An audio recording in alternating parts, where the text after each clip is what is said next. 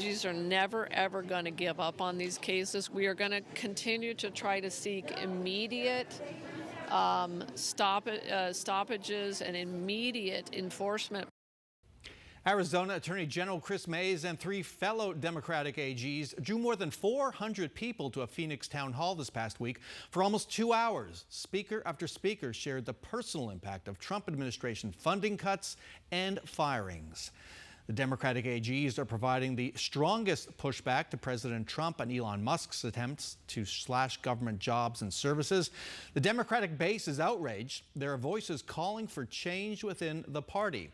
Democratic State Senator Analise Ortiz of Maryvale is one of those voices. Welcome back to Square Off. Thank you. We're going to talk policy in a minute. A bipartisan housing bill you're working on, very important to voters. Let's start with the unrest among Democrats.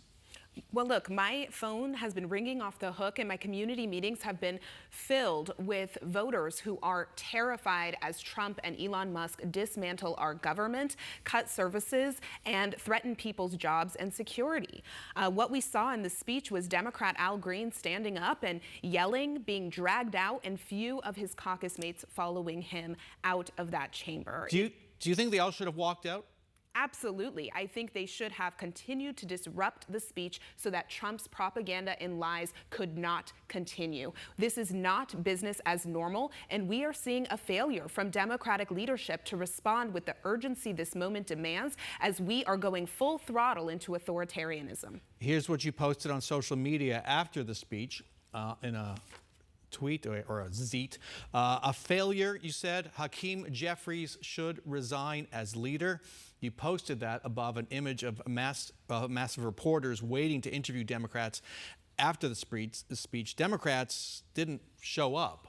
And the same goes for Chuck Schumer, right? They missed an opportunity to control the narrative here and to make sure that we are getting into good trouble, as Congressman John Lewis used to repeatedly say. Representative Al Green is a hero for what he did. People are demanding action. The Republicans are tearing up the rule book in our face, and we have Democratic leaders saying we need to play by the rules. Let's get real and respond accordingly. Okay, so what does not playing by the rules look like for Democrats? We need to continue to disrupt this administration and make sure that business cannot continue as normal, because we have millions of Americans who have been laid off or are going to be laid off. Americans who don't know if their Social Security check will come next month or if they'll be kicked off their health care. And yet few Democrats have been willing to stand up. Thankfully, we have Attorney General Mays here on the state level who is filing lawsuit after lawsuit against this reckless administration. We need national Democrats to do much more. What does disruption look like at the national or even state levels beyond what Chris Mays is doing, which is through the courts, through the legal system? The director nominees that have been approved for Trump's administration, that should not have happened. We have procedural motions that we can and should be using within Congress to have stopped those nominations. As Trump and Elon Musk are bringing people's lives to a grinding halt, we should be bringing the federal government to a grinding halt until they recognize that they are hurting people's lives and that we have to preserve our democracy at all costs. That is what is at risk here, our democracy, our future. Okay, so there's the possibility of a government shutdown at the end of the coming week. Should the Democrats do what they can to force a shutdown?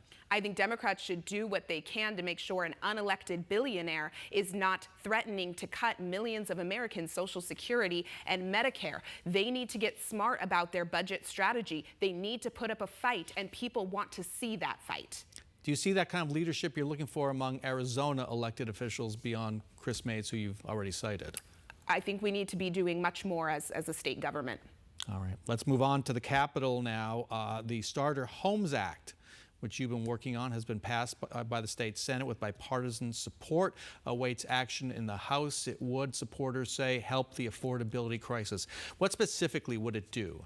It's a simple bill, Bram. The Arizona Starter Homes Act looks to roll back onerous government regulations that make it hard to build small homes on small lots, the types of homes that our parents and grandparents were able to afford, because those small starter homes aren't being built as much anymore, and the average age of a first-time home homebuyer is 38 years old. We have an entire generation, my generation, that's becoming forever renters, and we don't want to be forever renters. So a similar bill was vetoed last year by Governor Katie Hobbs. What has changed in this bill to get the governor to sign it? We started off with amendments to address her specific concerns in her veto letter, concerns around building next to military bases and about public infrastructure.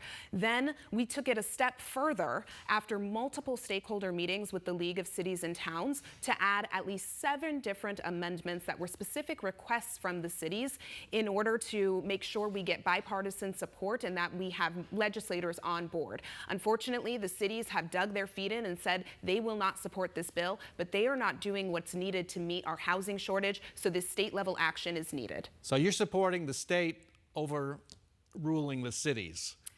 In this particular instance, you're not always for that.